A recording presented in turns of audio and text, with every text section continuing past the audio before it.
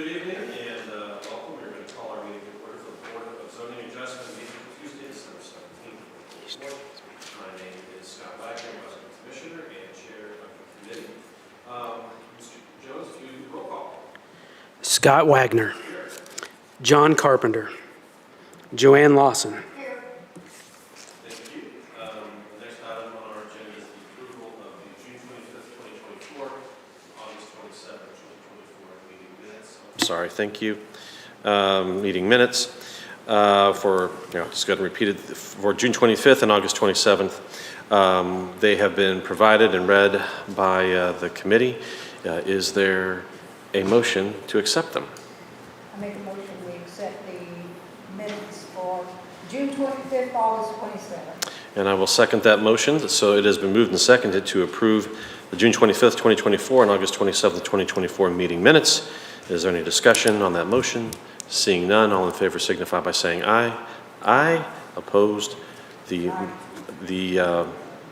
assuming that aye was for accepting them. Yes. Okay. Our attorney heard that one, right? Very good. Then we have approved the June 25th, 24 and August 27th, 2024 meeting minutes. The next item on our regular agenda is case number 24-104 BZA. Mr. Jones. Yes, Chairman. Would like to add the staff report as part of the official record, please. Thank you. It is accepted. So we have one application tonight. It is an application to allow two lots to exceed the width to depth ratio allowed in the Land Development Code. So I've got the property pulled up as it is now. You can see in red, that is the subject parcel that we're talking about, approximately 30 acres, zoned agricultural. It has access off of Northeast 150th Street to the south there. That's the road frontage there. And it is currently one parcel. So what the applicant would like to do is to subdivide this into two parcels. You can see lot 2 in pink, lot 1 in the orange.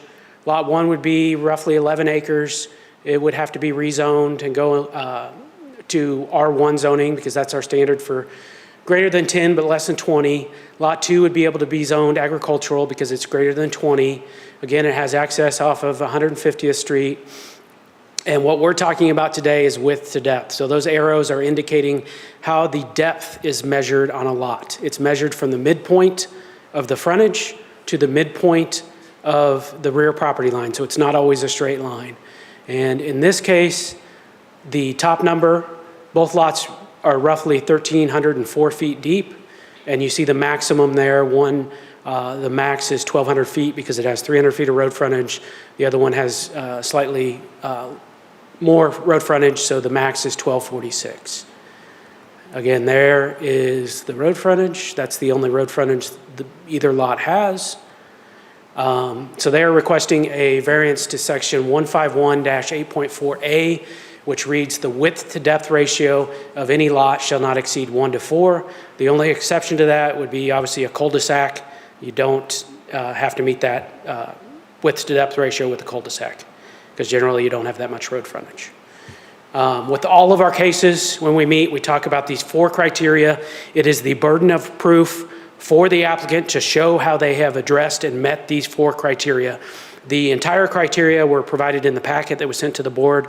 This is a summary of each one, but I am going to go over them individually.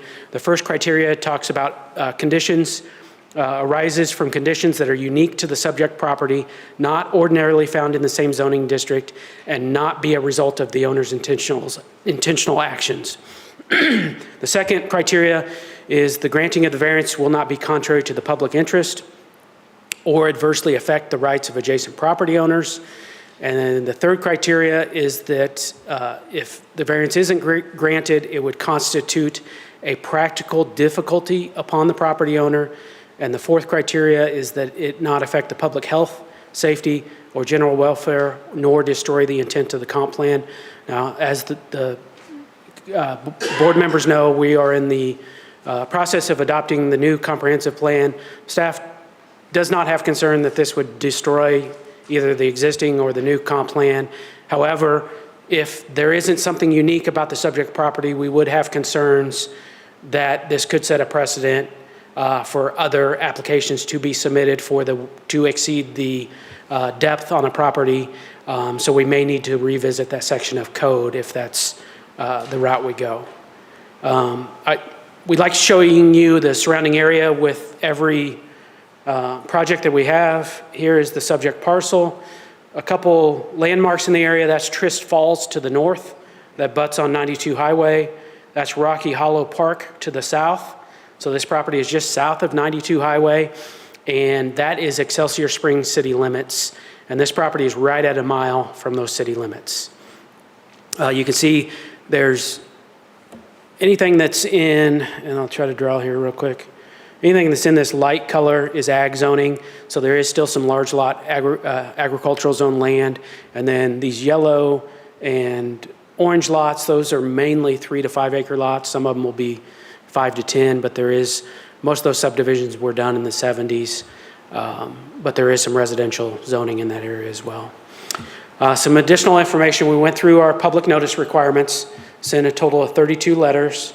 The applicant provided the letter that was included in your packet addressing those criteria and a couple exhibits.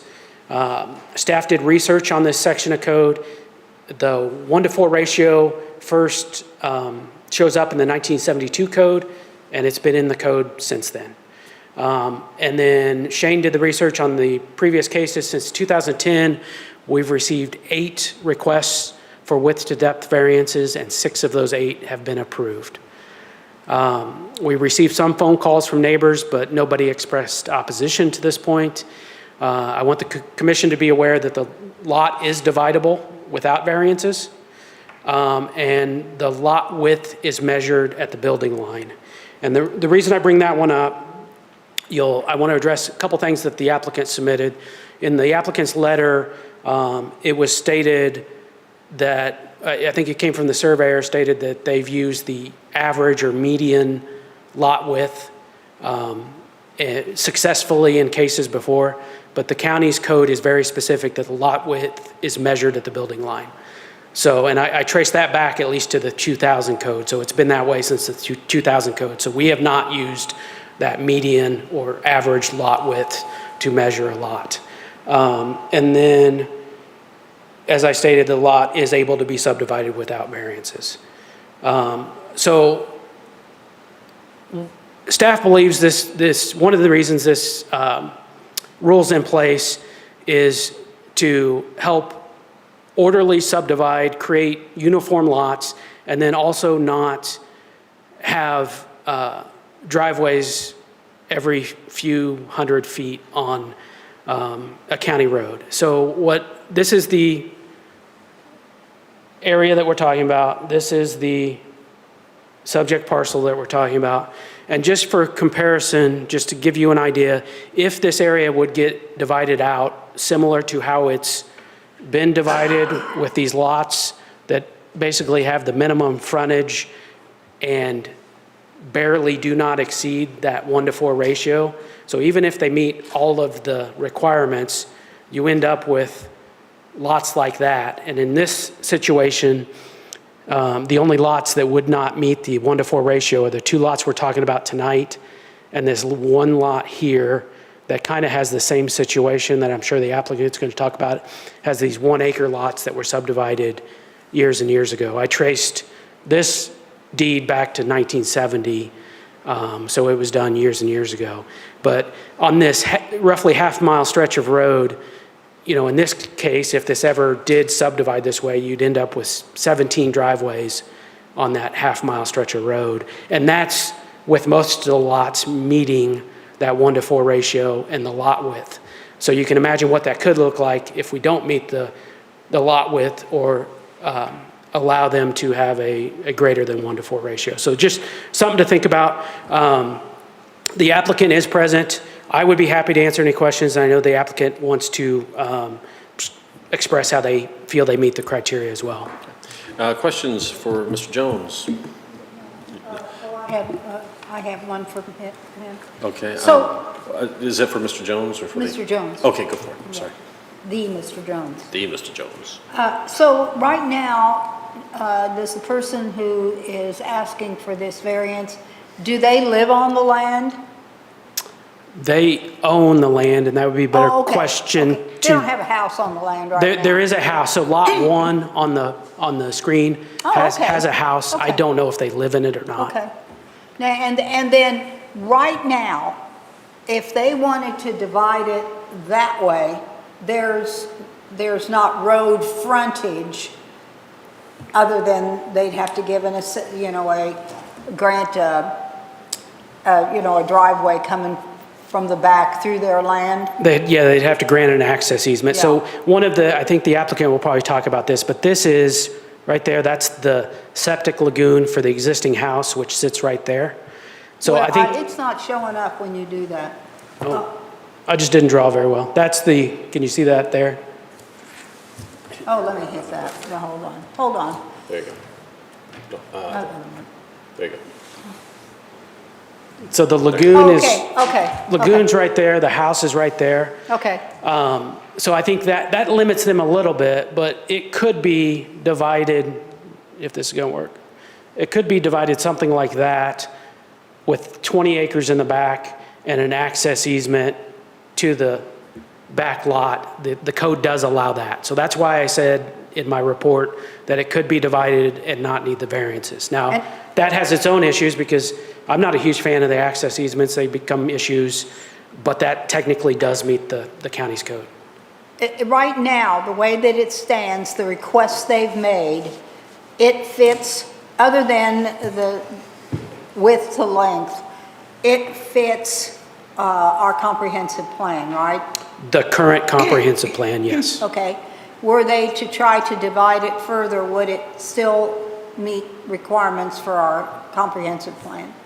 I just want to make sure I'm understanding. Are you asking if these two lots were divided further, that could not be done without multiple variances? okay. So if this gets divided this way, it most likely isn't going to be divided again. Okay. Thank you. Just one question from me, Mr. Jones, just to make sure I understood your answer to the previous question. The way you divided it in that, illustrating that division for my colleague, that is really the only way it would fit under the current code, correct? Without a variance. Without a variance? Yes. Okay, very well. Thank you. I understand that the applicant is here and there may be others who may wish to speak. So everyone who plans to speak, this is where I've got to make you do stuff. Please stand up if you plan to speak, and then raise your right hand, and then answer this question. Do you swear to tell the whole truth, nothing but the truth, so the whole truth, nothing but the truth, so help you God? Very well, thank you very much. That is the only audience participation you can count on this evening. If the applicant wants to step forward to make their presentation, please go right ahead. Please introduce yourself and go right ahead. Thank you. Okay, I'm Melinda Haney, and we just purchased this lot, so you had asked if we live on the lot. So the answer is sorta. We are fixing up the house currently and hope to move within the next month to actually physically be in the house. So our desire to split the lot would be to give an option to be able to build a single-family home on that lot, or to sell that lot to someone who is wishing to build a single-family home. We have no intentions of splitting the lot further than just the lot 1 and 2. We feel like it very much fits in with all the other properties around that it'd give you a 10 acre and 20 acre lot with that. The reason the lot is having problems with the 4:1 ratio is due to that little corner cut out. If that corner wasn't cut out, there'd be no problem with the measurements at all. And that's why we're requesting to use the average of the lot, which much more accurately depicts the size of the lot versus that front line, which is kind of skewed because of the irregular shape of that lot. And then, like, as far as impact on the neighborhood, we don't feel that it would be an impact. There's already a driveway on lot 1 with the house. So really, it would be an option if a house were to be built on lot 2 for one additional driveway to go on that. Right now, we don't have any specific plans to like immediately start building or anything like that. We just want the option to be able to recoup some of the money that we spent on the lot. As discussed in my letter that I submitted with it, this lot was advertised to us as a splittable lot. When we bought it, it was a very quick turnaround. We looked at it Saturday. They were making their decision Saturday afternoon, so we had a few hours to make a decision without having time to, go through and thoroughly make sure everything they had advertised was correct. And due to that, we feel like we, maybe paid more towards that lot than we would have had it not had the potential to split. The desirability of a lot to build your dream home on obviously is worth a lot more money than a lot that has an existing house on it. And so really we just want to be able to make sure that we have options to financially recoup our investment on this property. We do plan on moving into the property as our primary residence. And then I think that's about all I have. Without, we don't feel like it'd be an impact to any sound. I've talked to all of the highway department, the water department, the health department. All of them have given the clear that they wouldn't cause any problems if there were two lots. And so if we can get this variance approved, then we would be able to continue on with the splitting without any problems from any of those other agencies. That's all I have. Good, thank you. Any questions? No? All right, thank you very much. I know other folks are here, presumably to speak on behalf of the applicant. If that is the case, please go ahead and step forward, introduce yourself, and tell us what you think. If you're not here to speak on behalf of the applicant, then I'll go ahead and entertain those who may be speaking against the application. If you're here to speak against the application, please feel free to come forward, say your name, and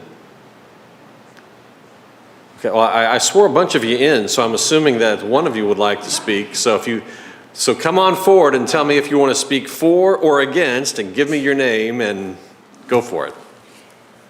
Okay. Robert Raleigh, my property's directly across the street from that, the property.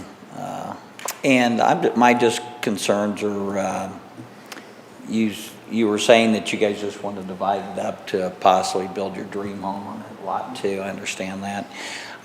My concern is business, if there's any kind of business going to be conducted on this property. I'm not looking, I've heard different things, and you know how discussions get talked about. So I've heard businesses being proposed for this piece of property, and that's my concern. I don't need a business being developed across the street from my house, so that's my concern. All right, very good. Thank you very much. And is there enough water? I've heard water pressure questions and things along that line as well, so. All right, thank you very much. Is there anyone else who wishes to give any public testimony, either for or against? Or if you have concerns, I'll accept those too. Gentlemen, come on forward. Okay. Tell us who you are and your proximity to the property. My name's Rusty Wright.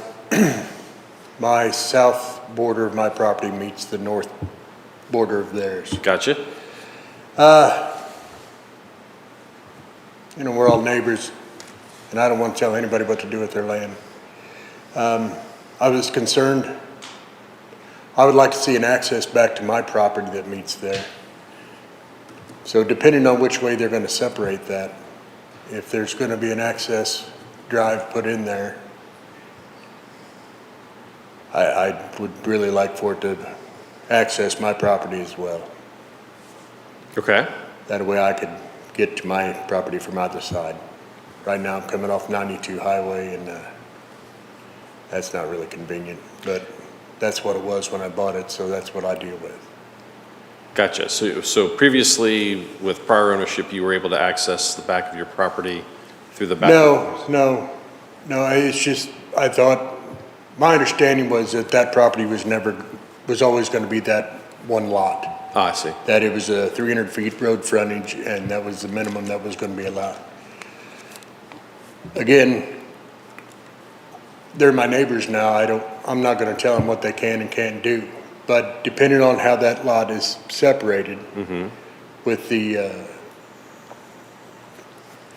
first proposition, the driveway would have to split that lot and it could still reach all the way back to my property. It would just be nice if that's what we're gonna do, Okay, for road access to go all the way to my property.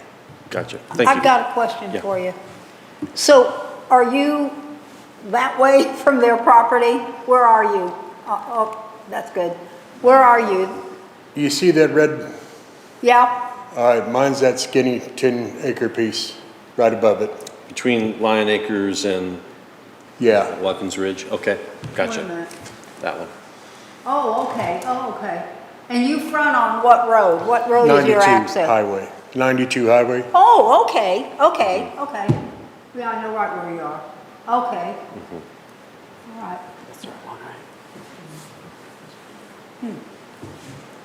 The idea being, as things progress, if we end up changing this property 10, 15, 20 years from now, I'll have an access to the back of my property. Maybe I can split mine if need be. And Chairman, I might add, that's more of a planning and zoning item than a Board of Zoning adjustment Yeah. item. So I would recommend to the gentleman to, if the variance does get approved. And we'll he'll- go there next to Yes, be, gotcha. Okay. It'll come to planning and zoning staff most likely, and that's more of an item to be discussed during that Oh, period. okay. Gotcha. Okay. Okay. So depending on what we do tonight, there may be more discussion, but the proper place would be at that next point at which. Okay. it would Okay. take. But I appreciate you coming Thank forward and you. giving us an idea of what's going on around that property. Thank you. I have a question for the owner. Yep, come on forward. So the other couple referenced a business. Yes. What is that? So originally, we were thinking of doing a wedding venue on the land. We talked to the water department. To do a business like that, you would have to have like a 4-inch pipe. It costs like over $400,000 to be able to get that in. And that's not something that's even They said feasible no. in our budget or anything like Well- that. And so that's no longer on the table. That was just Okay. kind of, a dream that we were like, oh, this would be really cool. We could do this with all this land. And then we're like, no, we can't do that with the land. So that's not on the table. Did, when you talked to the water department, did they give you an idea of how many meters there were in that area available, by your land? I do have the letter, like the official letter that you would need to split the land from the water department. They didn't tell me how many meters were on the land. I don't believe. I have that letter with me. If you give me a minute, I can glance at that. And I will add, just from staff's perspective, that the water will be part of the subdivision, because obviously we wouldn't want to subdivide the land if they couldn't get a water meter. And then I will tell the neighbors that if there would be some kind of business use proposed in the future, most likely that would have to go through a public process. The wedding venue, they would have to apply for a conditional use permit. We would notify the neighbors again, there'd be public meetings, things like that. But there's enough now for each to have a meter. Yes, So, yeah, so I have the okay. official letter from Rex Brinker at the District 8 Water Department. He says that there's existing pressure is at 80 PSI. From this review, the addition of the added residential meter on 150th Street will not negatively impact the existing systems. The system will have adequate pressure and flow to accommodate the proposed residential service connections. So, yeah, they've done the complete survey and everything says that it would be fine. And then the business issue is off the table, correct? Correct. Okay, and then Kip, were they to want in the future to do a business, they would have to rezone? Depends on what type of business. They okay. basically have three options. There are certain businesses that are allowed as home occupations, but those are very limited. Then there's certain types of uses that would need a conditional use permit, and then there's certain types of uses that they would have to rezone. But both the conditional use and the rezoning include a public process that we go through. Oh, okay, thanks. Thank you. Mr. Jones, anything further that you wish to add? No, sir. Okay. Well, first of all, thank you for being here, and thanks to everyone who's come here. I think those questions and concerns have been brought out. We've talked about those. Hopefully, though, the answers were appropriate. But unless there's anything more to say, any other issues, ma'am, you look like you want to tell us something. You come on forward. You tell. Other question. Because we live across. Go ahead and introduce. I'm sorry, yourself. Wendy Raleigh. Yes. And we live across from the property. Yeah. And it's a hill that goes up and down and a curve on the hill. My concern is the driveway going in there. Are they going to rework our whole road then? Because we're on a 90-degree turn down the hill and up a hill. And it's a very small area.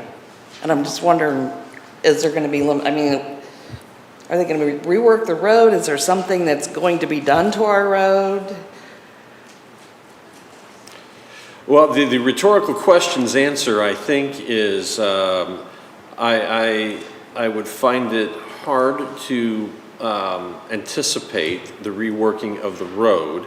Those issues are more to some of the requirements that Mr. Jones spoke to before. I don't know if you have anything to add to answer that question. Yes, please. So part of the, if we make it to that next phase, Road and Bridge Department, and I think they've already done it, will go out there, look at site distance for potential driveways, make sure it meets their requirements. But no, the county will not redo the road just because of one additional driveway.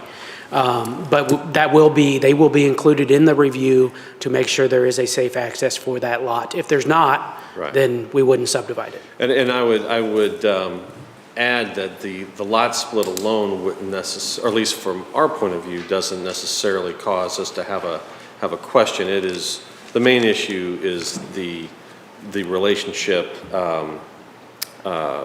or the dimensions of the property and how that conforms to our code of ordinances. So that question comes at a later time for us tonight, not necessarily part of our decision making, if that makes sense. But thank you for bringing that up. Mr. Jones, anything further? If not, then No, sir. I'll throw it to discussion here. I would note, Mr. Jones, as you always bring up at these particular meetings, we basically have 4 criteria by which we are to base our decision. You're welcome to throw those 4 back up if you would like, just for our audience to look at and review. I know we have received a communication from the applicant that goes through their responses to each of these criteria. But I just point this list out because for us, that is how we're going to make our decision. With that, I open it up for discussion.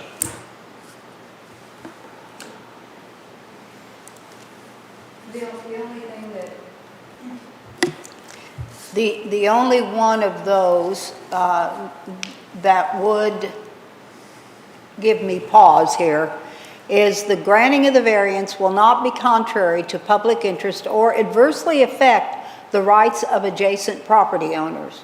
Now the granting of the variance, I don't think is going to hurt anybody, frankly. I see what they're trying to do. I understand the economics of it and why they want to do it.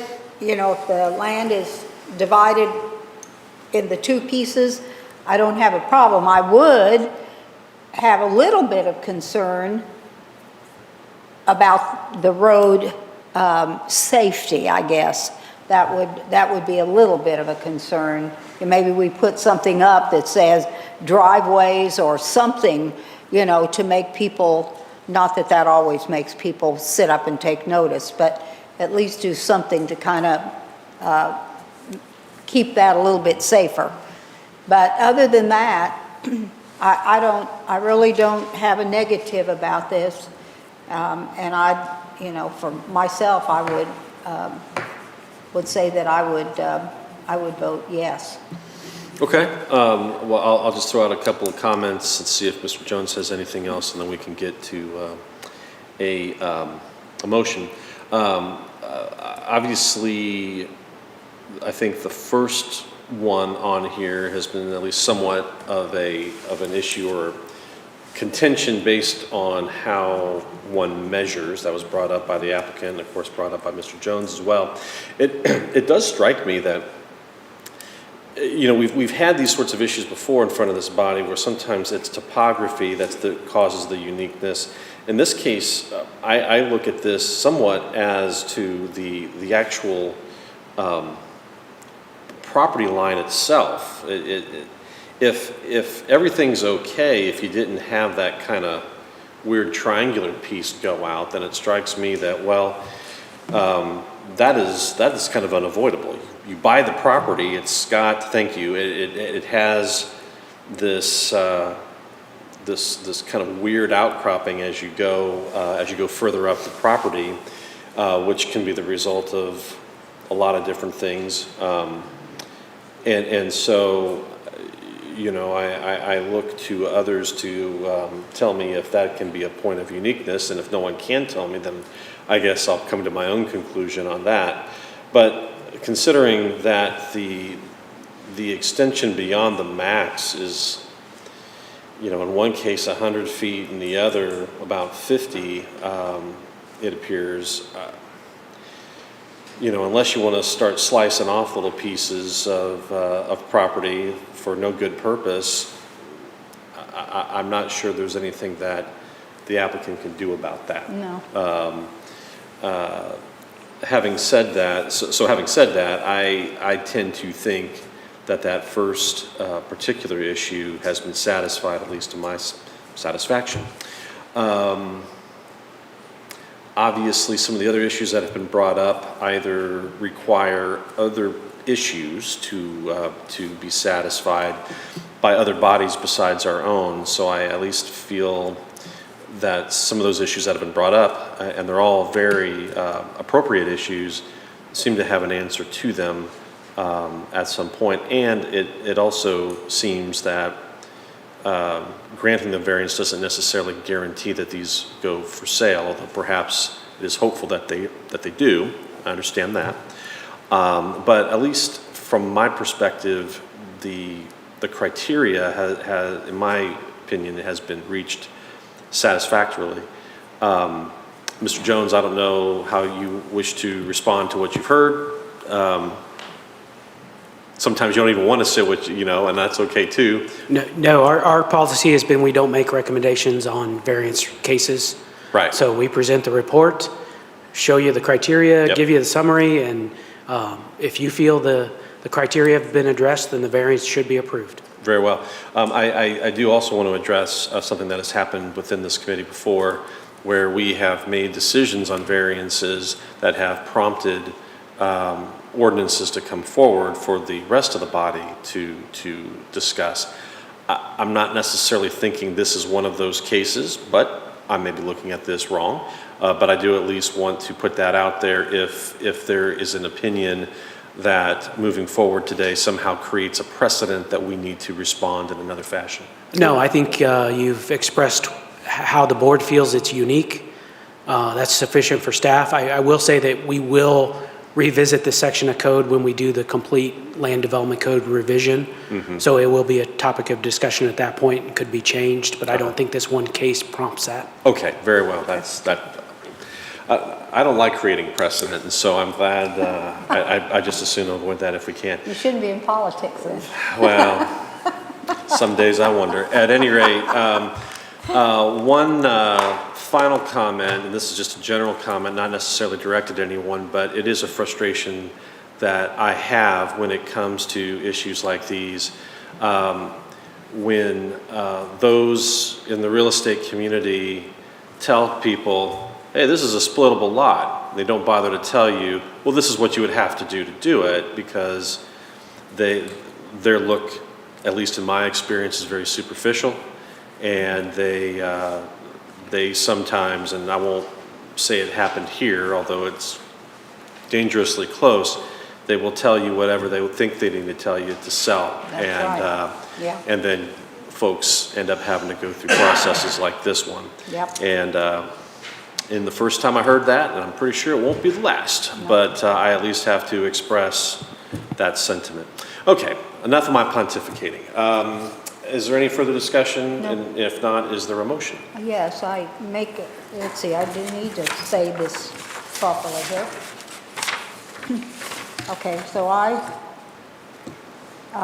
make a motion to approve case number 24104 BZA as yes.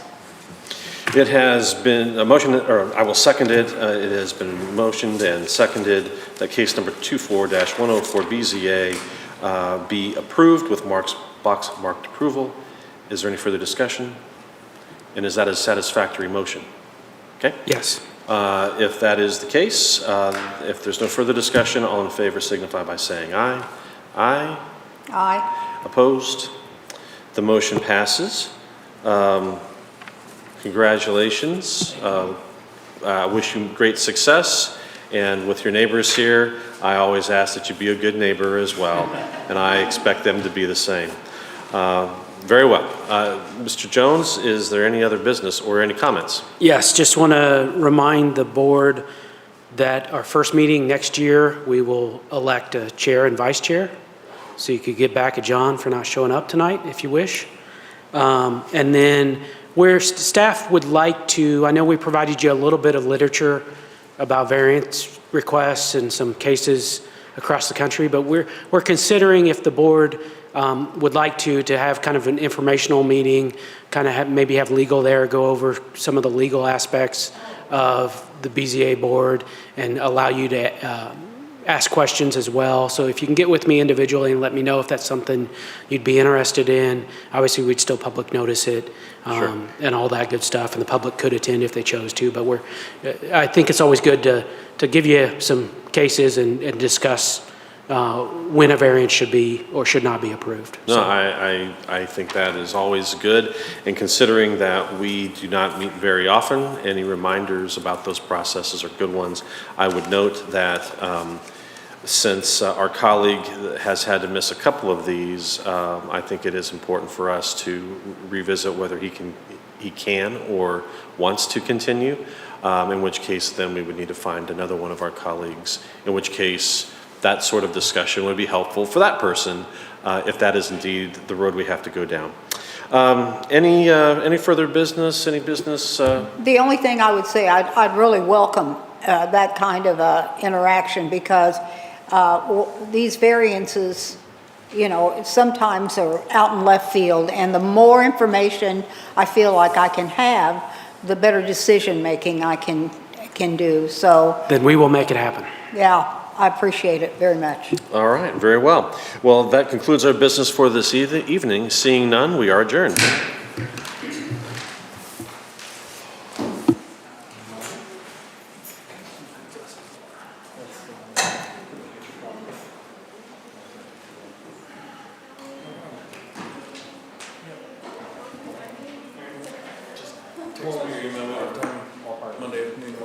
Okay.